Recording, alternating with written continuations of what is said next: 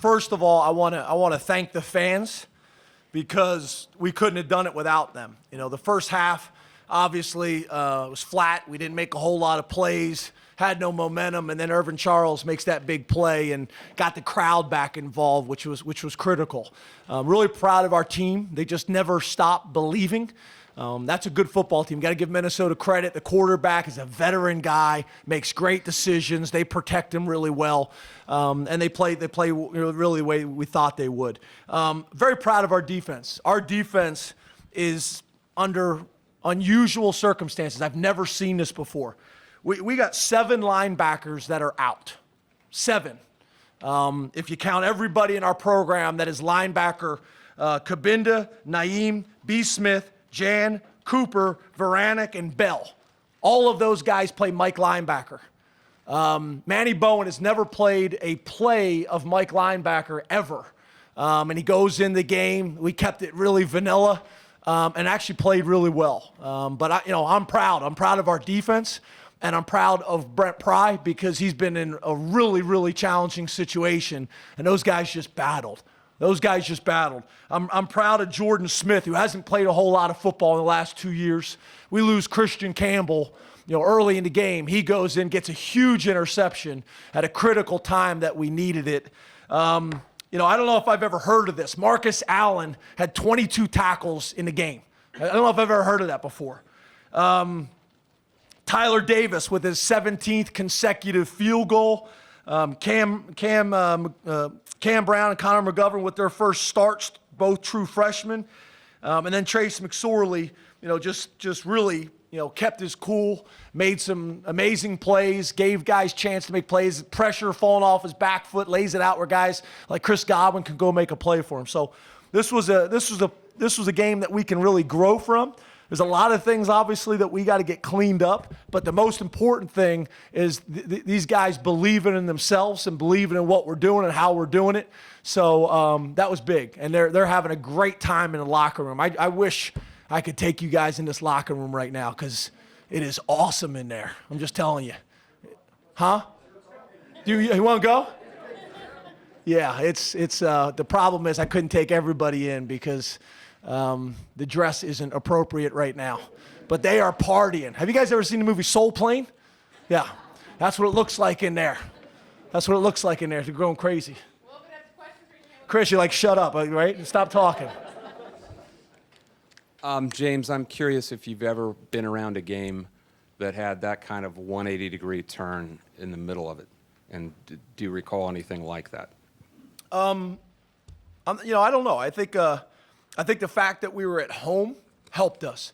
We have got to start faster. There's no doubt about it. I mean, that's been a thing all year long. So we're going to do some things that I've done in the past that we haven't done here that I'm going to do moving forward in practice. So, I've seen us battle and play really good in the second half. Maybe not enough to swing the game. But yeah, it was like 2 completely different games. I think the most important thing was, like I said, we made some plays in the second half. Irv's play was huge. I mean, he's not even looking for the ball, and all of a sudden he turns around at the last second. It just kind of hits him in the chest.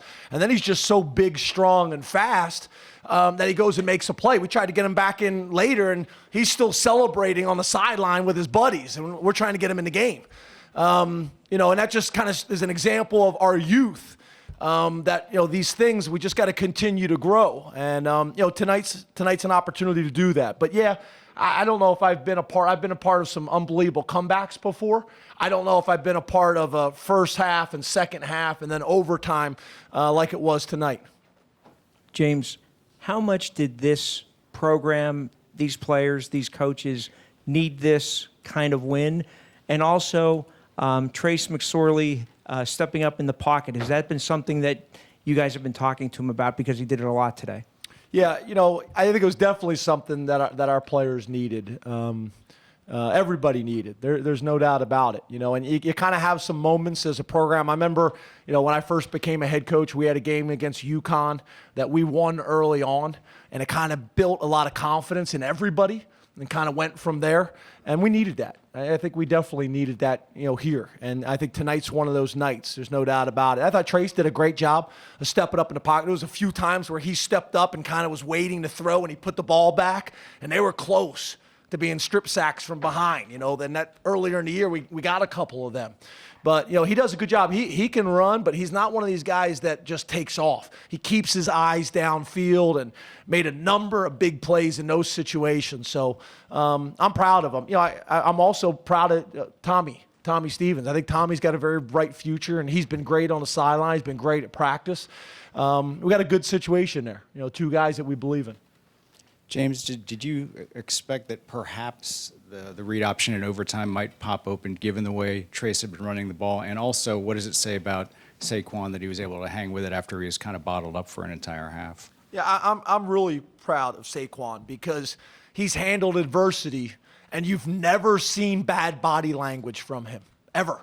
He's not having the big games of statistics that I think people anticipated or expected. You haven't seen him once. You haven't seen him once, bad body language, hang his head, nothing. Been a great team player.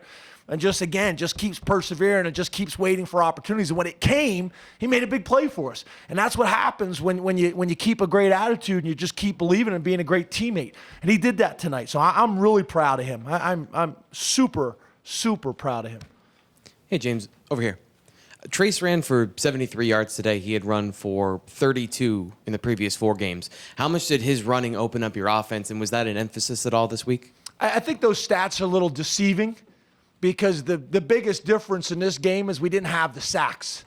And in college football, those sacks come off rushing yardage for the whole offense as well as for the quarterback. But, yeah, I think he had a couple plays where he stepped up and took off. Obviously, the one at the end of the game was huge. We had a situation we're trying to decide there at the end. Do we take one more shot to the end zone that we took to Chris Godwin, where he just kicked a field goal there rather than risk it? But we had enough time because they called timeout to say, look, we're going to take one more shot. Don't do anything that's going to take points off the board. Don't take a sack.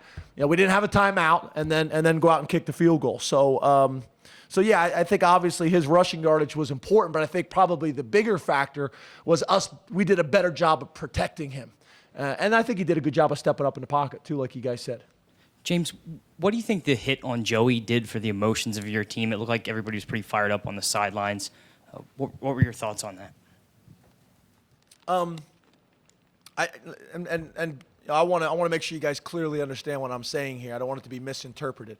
I think because Joe Julius has been such a factor in getting down and making tackles that people are treating him differently. So I think that's a credit to Joey and his toughness.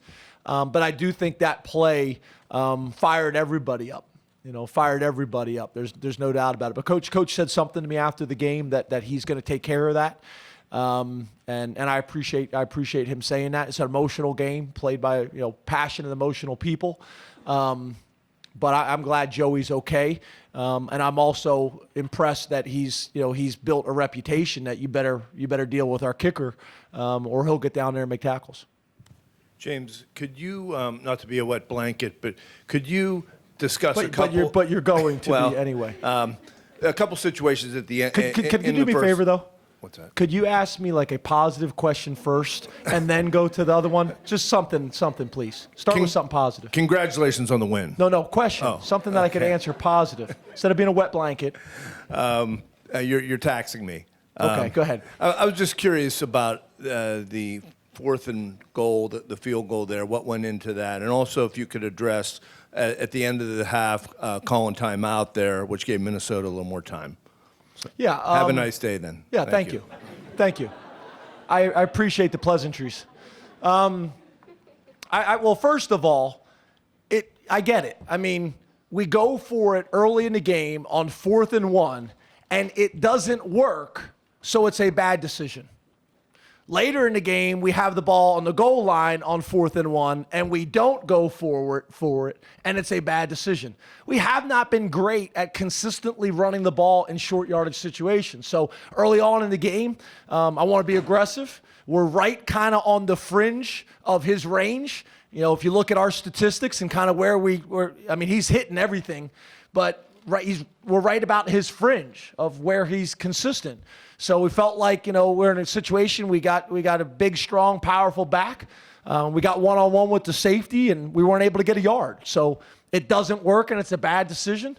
And then we go take the points at the on the 1 yard line, and people feel like we should have gone for it. I get that. That's part of it. You get it, and you're a genius. You don't, and you're going to get critiqued. I get that.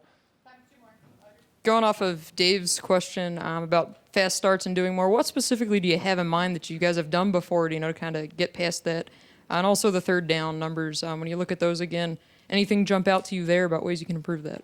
Yeah, two things. I'll tell you guys. You guys come to practice typically on Wednesdays, right? So I'll talk to you guys. I don't want to tell you guys before I talk to the coaches and the team and kind of go through the plan of what we're going to do. But it's just something we've done in the past in practice, some competitive periods earlier on.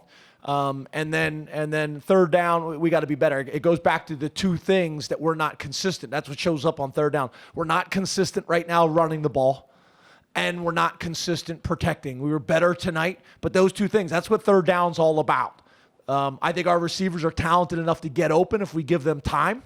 We got to be able to run the ball more consistently, and we got to protect more consistently. That's what third down is all about, and we're not doing those two areas really well on normal downs, let alone third downs. James, you mentioned right here. You mentioned Tyler, hitting 17 in a row now. What can you say about his approach, and then how much confidence you guys as a coaching staff have in Tyler to go out there and make that kick? I didn't even talk to him before the kick. A lot of times head coaches go over and they say something to him. I don't say anything to him. I talk to the snapper and the holder. Do your job, because that guy will. He's money, and he's just an older, mature kid. Just consistently does his job at practice every single day. He's the same guy all the time, and he's confident right now. So couldn't be more happy with him. Thanks, guys.